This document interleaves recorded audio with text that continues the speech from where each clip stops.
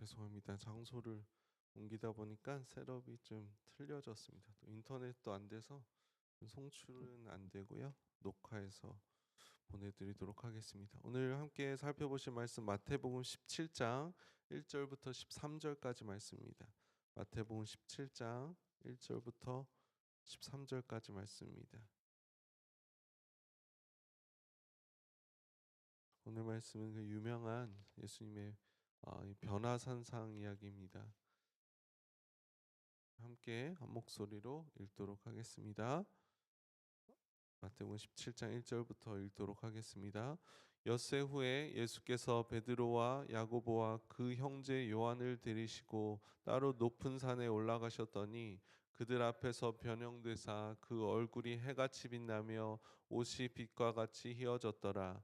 그때에 모세와 엘리야가 예수와 더불어 말하는 것이 그들에게 보이거늘 베드로가 예수께 여쭈어 이르되 주여 우리가 여기 있는 것이 좋사오니 만일 주께서 원하시면 내가 여기서 초막 셋을 짓되 하나는 주님을 위하여 하나는 모세를 위하여 하나는 엘리야를 위하여 하리이다.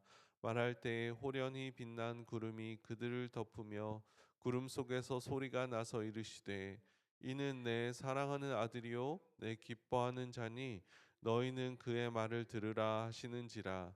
제자들이 듣고 엎드려 심히 두려워하니 예수께서 나와 그들에게 손을 대시며 이르시되 일어나라 두려워하지 말라 하시니 제자들이 눈을 들고 보매 오직 예수 외에는 아무도 보이지 아니하더라.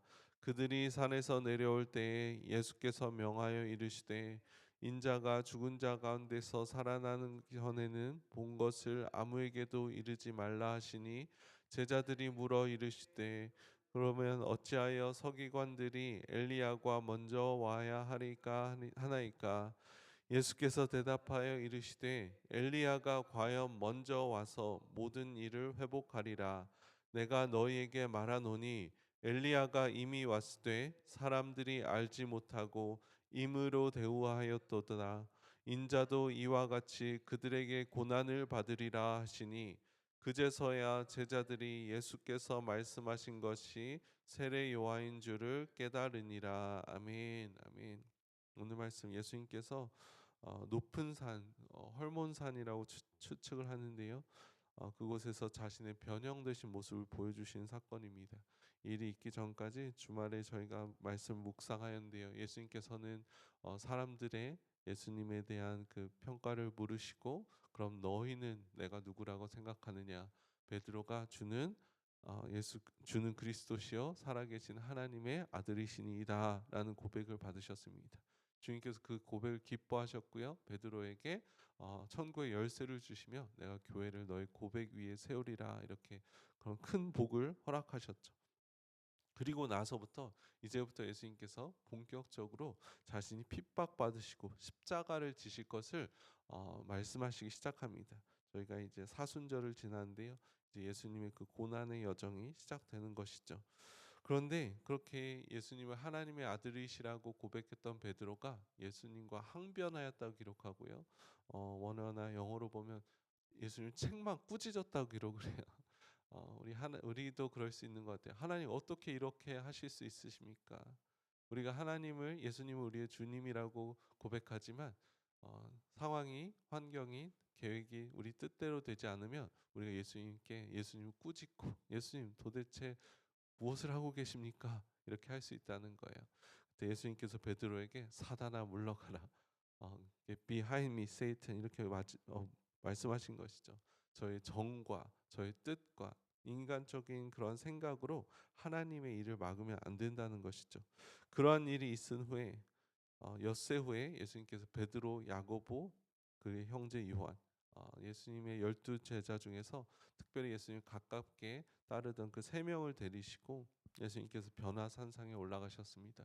그곳에서 얼굴이 변형되시고 얼굴이 해같이 빛나며 옷이 빛과 같이 휘어졌더라라고 기록합니다.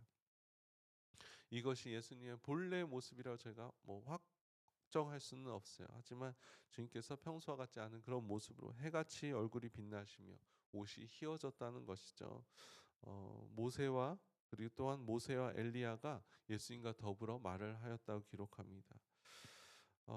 사람들이 아니 또 베드로의 예수님에 대한 그 고백, 그 베드로가 한 고백이 실제임을 이 변화를 통해서 제자들에게 확증하여 주신 것이죠.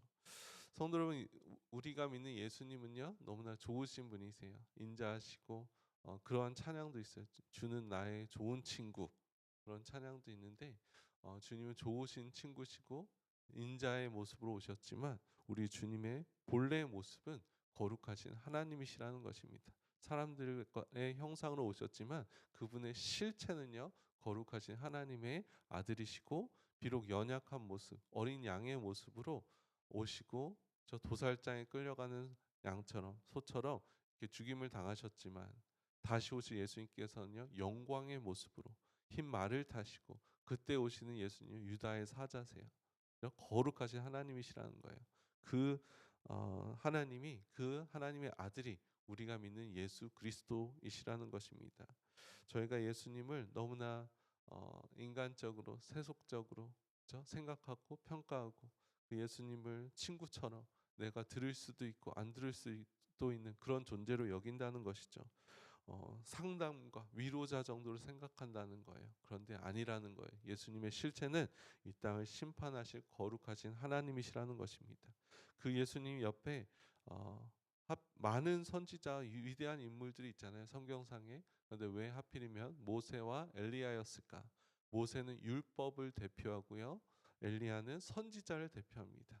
구약 성경은 이 모세의 그 율법서와 그죠? 선지서, 선지자들이 준 그 선지자의 강령이니라 그렇게 말을 하잖아요.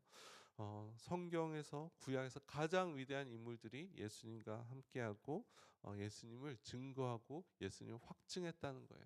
특별히 누가복음에 보면 그들이 예수님께서 돌아가실 것에 대해서, 별세하실 것에 대해서 이야기했다라고 기록합니다. 예수님께서 하실 일에 대해서 다시 한번 증거하시는 것이죠. 좀 이것은 제자들을 위함이었던 것 같아요. 왜냐하면 제자들이 그렇게 예수님의 말씀을 들었어도, 예수님께서 베드로를 꾸짖었음에도 불구하고 그 예수님의 하셔야 될 일, 가셔야 될 길에 대해서 이 제자들이 끝내 받아들이지 못하죠. 베드로는 이 놀라운 환상을 보고, 주여 우리가 여기 있는 것이 좋사오니 만일 주께서 원하시면 내가 여기 초막 셋을 짓되 하나는 주님을 위하여, 하나는 모세를 위하여, 하나는 엘리야를 위하여 하리이다. 베드로는 그 황홀한 체험에 머물기 원했다는 거예요. 성도 여러분, 우리가 얼마나 하나님을 예배하고 경험하고 그 경험한 가운데 있는 그 체험 가운데 머물기를 좋아하는지요.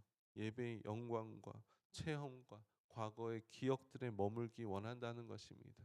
근데 하나님께서는 예수님께서는 제자들로 하여금 그곳에 머물지 않기 원하셨어요. 저희가 내일 살펴볼 텐데 중요한 사역은 산 밑에 있었다는 것입니다. 산 밑에 주님을 모르기 때문에, 하나님을 모르기 때문에 고통받고 있는 그러한 영혼들이 있었던 것이죠.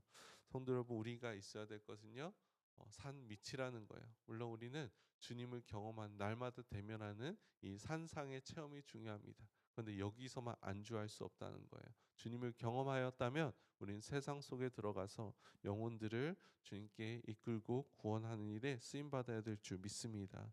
말할 때 호련히 빛난 구름이 그들을 덮으며 구름 속에서 소리가 나서 이르시되 이는 내 사랑하는 아들이요 내 기뻐하는 자니, 뭐라고 말씀하시죠? 너희는 그 말을 들으라.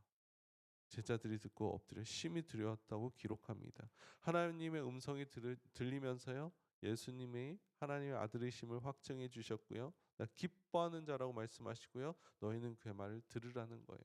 이 제자들이 예수님의 책망을 듣고 예수님의 변형된 모습을 봤음에도 불구하고 그들에게 있는 그 기득권이죠. 인생을 걸어서 예수님을 쫓았잖아요. 그렇죠?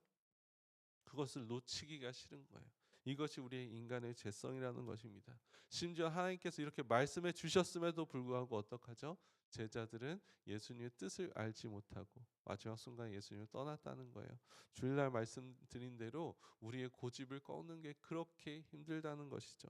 물론 이 말씀은, 하나님께서 주신 이 말씀은 이 제자들에게만 향한 말씀은 아니었습니다. 우리에게 주신 말씀이죠. 우리가 주님을 우리의 하나님이라고 믿는다면 우리는 예수님을 순종하고 그의 말씀을 쫓아야 되는 줄 믿습니다.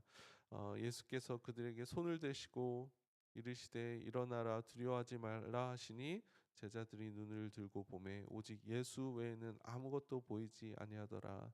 이것이 물론 어, 영적인 의미를 부여하자면 저희가 예수님만 바라봤으면 좋겠습니다. 세상의 어떤 나의 계획, 나의 뜻, 나의 생각, 그죠? 어떤 환경을 보는 것이 아니라 심지어는 그 황홀함, 감정, 체험을 보는 것이 아니라 예수님만 보고 쫓아가신 우리 성도님들 되시길 축복합니다. 우리가 기도하는 이유는요, 예수님만 보기 위함이에요. 예수님만 바라보신 우리 성도님들 되시길 축복합니다. 어, 후반의 말씀은 저희 시간이 많이 지났기 때문에 저희가 살펴보진 않고요. 예수님께서 음, 이 사건에 대해서 제자들에게 풀어주시죠. 엘리야가 와야 하는데 이 엘리야는 그 침례 요한이었다는 거예요. 이 요한이 왔을 때 사람들이 알지 못했고 또 그가 감옥에 갇혀서 목배임을 당함으로 고난을 당했잖아요. 예수님이 하실 일을 준비하는 것이 침례 요한 엘리야의 사역이었습니다. 그것을 예표했던 것이죠. 예수님도 이처럼 사람들이 예수님을 알아보지 못하고 사람들에게 의해서 고난을 받고 십자가를 지셨다는 거예요. 이것이 예수님께서 이 땅에 오신 목적이라는 것이죠. 성도 여러분, 예수님께서 변화산상에서 자신의 실제적인 모습을 보여주시고요, 음성을 들려주시고 모세와 엘리야 교제하는 그 영광스러운 실제 모습을 보여주셨어요. 이것이 실제라는 거예요. 그런데 제자들은 그것을 볼 수 없었고 사람들은 그것을 볼 수 없었고 당장의 자신의 유익과 이익 때문에 예수님을 버리기도 하고 예수님을 쫓기도 했다는 것이죠. 저희가 이 말씀을 통해서 볼 수 있는 것은요, 우리 주님의 실제를 봐야 되고요, 또 우리의 실제적인 모습을 봐야 된다는 것입니다. 우리에게 주신 주님께서요, 우리의 거룩한 흰 옷을 주셨다는 거예요. 물론 우리의 현재의 모습은 그렇지 않죠. 너무나 연약하고 부족하고 더러운 옷을 입고 누더기 같은 옷을 다시 입는 연약한 존재이지만 고린도후서 4장 16절 18절 이렇게 말을 합니다. 그러므로 우리가 낙심하지 아니하노니 우리의 겉사람은 낡아지나 우리의 속사람은 날로 새로워지는도다. 이것이 실제라는 거예요. 우리가 잠시 받는 환난에 경한 것이 지극히 크고 영원한 영광에 중한 것을 우리에게 이루게 함이니 우리가 주목하는 것은 보이는 것이 아니요 보이지 않는 것이니 보이는 것은 잠깐이요 보이지 않는 것은 영원함이라. 아멘. 이것이 실제라는 거예요. 이것이 저의 신분이라는 것입니다.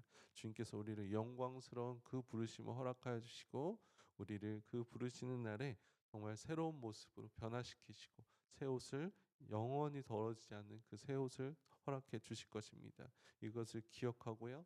이 땅에서의 우리의 연약함을 보는 것이 아니라 아니면 그 반대로 예배의 영광이나 체험에 취해 있는 것이 아니라 이 땅에서 세상에서 우리에게 허락해 주신 그 사명을 충성되게 감당하다가 자기를 부인하고 십자가를 지며 하나님의 뜻을 따라가다가 주님 앞에 서는 것입니다. 그러한 삶을 사시는 영의 눈이 열리시고 이 땅에서 부르심을 충성하시는 우리 성도님들 되시길 축복합니다. 기도하겠습니다. 아버지 하나님 감사합니다. 저희 영의 눈을 열어주셔서 주님만 보게 하시고 주님의 그 실체적인 모습을 보게 하여 주시며 또한 우리에게 허락하신 그 부르심 또한 보게 하여 주셔서 주님 맡겨주신 그 사명을 온전히 감당하며 살아가는 우리 성도님들 될 수 있도록 은혜 베풀어 주시옵소서. 감사하며 예수 그리스도 이름으로 기도했습니다. 아멘. 각자 기도하시다가 돌아가시면 되겠습니다.